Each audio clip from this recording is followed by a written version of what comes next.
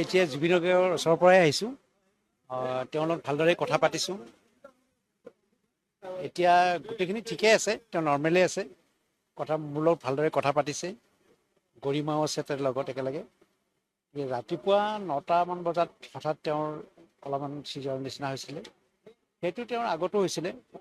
বেলেগ একো নাই, ইমান চিন্তা কৰিবলগীয়া একো নাই। মাত্ৰ দুদিন যিটো মেডিচিন খাই থাকিব লাগে, সেই মেডিচিনটোৰ মাজতে দুদিনৰ কাৰণে গেপ হৈছিলে। আৰু সেই গেপটো হোৱাৰ কাৰণে আকৌ ছিজনটো আহিছে। আৰু সেইটো ইমান চিন্তা কৰিবলগীয়া নাই। এইটো আকৌ কণ্টিনিউ কৰি থাকিলে আকৌ ভালে থাকিব।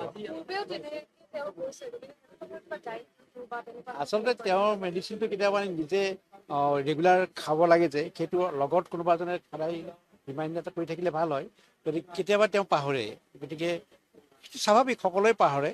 গতিকে সেই ক্ষেত্ৰত মানে কি হ'ল, মাত্ৰ দুদিনৰ কাৰণে তেওঁৰ যিটো মেডিচিন কণ্টিনিউ খাই থাকিব লাগে, সেই কণ্টিনিউ খাই থাকিব লগা মেডিচিনটো খোৱা নাছিল কাৰণে হঠাৎ চিজাৰটো আহিছিলে। আজি থাকিব।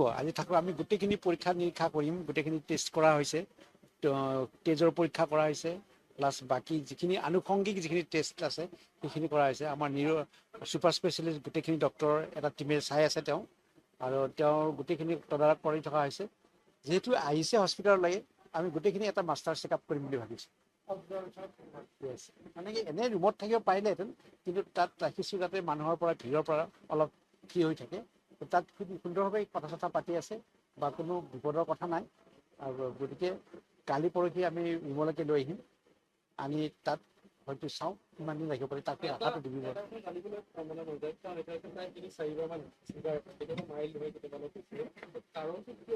এইটো হ'ব পাৰে, এইটো নিউৰলজিকেল ডিছঅৰ্ডাৰ। এইটো বস্তু আমি কণ্টিনিউ প্ৰায় 3 ইয়াৰ্ছলৈকে কণ্টিনিউ কৰি থাকিব লাগে এই মেডিচিনটো মিনিমাম। গতিকে এইটো যিকোনো মানুহৰে হ'ব পাৰে কেতিয়াবা এনেকুৱা ধৰণৰ বেমাৰ হ'লে। কিন্তু এটা কথা হৈছে যে আমি মেডিচিনটো কণ্টিনিউ কৰি থাকিব লাগে। সেই মেডিচিনটো কণ্টিনিউ কৰি থাকিলে ই কেতিয়াও আকৌ ৰিপিট হৈ নাথাকে। কেনেকৈ নহওক, চবৰে ক্ষেত্ৰতে প্ৰযোজ্য। গতিকে এনেধৰণৰ চিজাৰ হ'লে আমি কণ্টিনিউ মেডিচিনটো খাই থাকিব লাগে। বেলেগ বেমাৰৰ কাৰণে, বেলেগ ডিজিজৰ কাৰণে বেলেগ মেডিচিন খোৱাৰ উপৰিও এইটো মেডিচিন কণ্টিনিউ কৰি থাকিব লাগে। ছডিয়ামটো অলপ কম পাইছে নেকি? এতিয়া আমি গোটেইখিনি টেষ্ট কৰি আছোঁ। ছডিয়াম, পটাছিয়াম আদি গোটেইখিনি কথা টেষ্ট কৰি আছোঁ।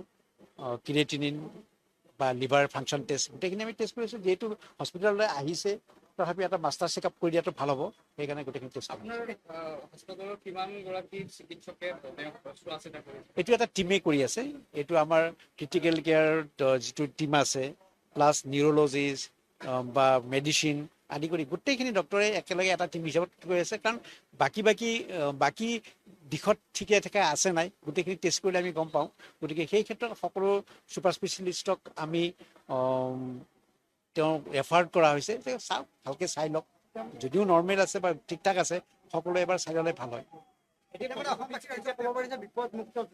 য়েছ, অসমবাসীক এইটোৱে ক'ব পাৰোঁ যে জুবিন গাৰ্গক লৈ একো চিন্তা কৰিব নালাগে। সম্পূৰ্ণ বিপদমুক্ত। মাত্ৰ হস্পিটেলত তেওঁক এটা মাষ্টাৰ চেকআপৰ কাৰণে ৰাখি থোৱা হৈছে। যিকোনো খবৰৰ বাবে যোগাযোগ কৰক 7099017330 আৰু 7099017110 নম্বৰত।